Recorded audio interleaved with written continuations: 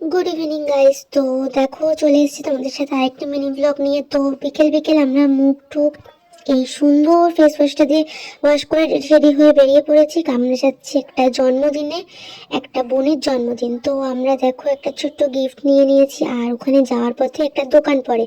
তো সেই দোকানে গিয়েই আমরা একটা সেলিব্রেশন চকলেট কিনে নিয়েছিলাম। তো কিনে টিনে নিয়ে আমরা দুজন মিলে আবার হাঁটা দিলাম জন্মদিনে যাওয়ার জন্য।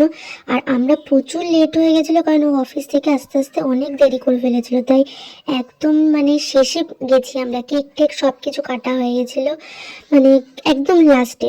তো গিয়ে আমরা কিছুক্ষণ বসে সবার সাথে গল্প টল্প করে যেখানে কেক কেটেছিল, তো সেই জায়গাটা দেখো খুব সুন্দর করে সাজিয়েছিল। আর বাকিটাকে কোনো ভিডিও তো করতে পারিনি, কারণ একদম শেষে গেছি। তো আমরা ওখানে গিয়ে অনেকক্ষণ বসেছিলাম, সবার সাথে গল্প করছিলাম। আর ও দেখো কিউব খেলছিল, আর এটা ও বেশ ভালো খেলতে পারে, ও বেশ মিলিয়ে ফেলতে পারে, কি করে জানি না, আমি তো পারি না।